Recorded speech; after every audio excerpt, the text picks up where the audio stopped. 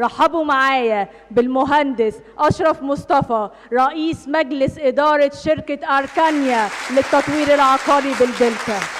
أركانيا من بداية نشأتها في 2014 وعلى مدار 9 سنين راعينا دايما تطوير تيم الشركة، ودايما عندنا نقطة مهمة جدا ان الشركة عبارة عن 3 أضلاع وهم بيتواصلوا مع بعض او هم بيسمعوا في بعض. الضلع الاولاني هو تيم الشركة اللي بتطوره وبالتنمية فيه بيطور في مشروعات الشركة، وده الضلع الثاني.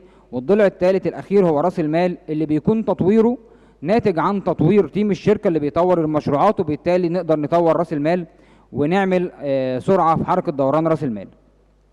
يمكن النقطة المميزة جدا في شركة أركانيا هي وجود تيم خاص بيها بيدمج ما بين خبرات قوية مع استشاريين مميزين وشباب بفكر متطور بيتطلع دايما للمستقبل والأفكار الجديدة.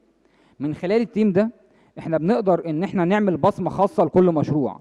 كل مشروع بيكون ليه بصمة خاصة بخدمات على حسب نوع المشروع ده، سواء كان المشروع ده سكني او اداري او تجاري او طبي او ترفيهي. ويدرس النيد الخاصة بكل عميل، هو اللي بيقدر يعمل لك مساحات بيعية انت تقدر تبيعها بشكل سريع وبمكسب كويس، وبالتالي ده بيزود راس مالك. والاهم من زيادة راس المال هو سرعة دوران راس مالك، وده اللي احنا الحمد لله حققناه في اغلب مشروعات أركانيا الى الان يعني. وان شاء الله نتمنى ان احنا نكون نفضل على هذا الطريق يعني ان شاء الله.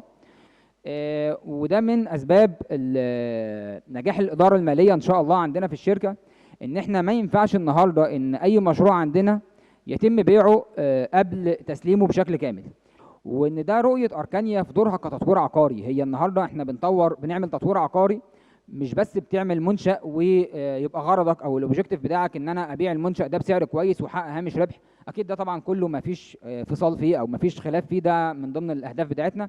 ولكن في هدف تاني النهارده هو اسم الشركه. ازاي احافظ على اسم الشركه وازاي اطور اسم الشركه خطوه بخطوه، وده اللي احنا بنقدر نحققه الحمد لله بفضل ربنا مع تيم أركانيا اللي في الفعل هو على طول باصص على السوق العقاري بشكل قوي جدا، بيراقب التطورات اللي بتحصل فيه. قدرنا النهارده كمان ننفذ لأركانيا اول ابلكيشن عقاري يكون موجود في الدلتا. الابلكيشن ده بيخلينا نتواصل مع عملائنا بشكل اسهل واسرع، بالاضافه الى ان هم بيقدروا يتابعوا التحديثات الانشائيه لكل مشروع. ابلكيشن أركانيا احنا حاليا بنعمل الابديت الثاني ليه، الفيرجن الثانيه هتنزل باذن الله وهنعلن عنها في معرض دلتا جيت. يمكن التطور النهارده ما بقاش جزء من الرفاهيه، لا هو بقى جزء او سبب اساسي لبقائك في السوق.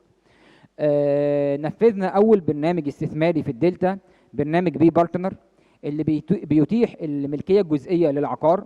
نفذنا البرنامج ده على اكتر من مشروع. قدرنا الحمد لله بفضل ربنا ان احنا ندخل شريحه جديده من العملاء.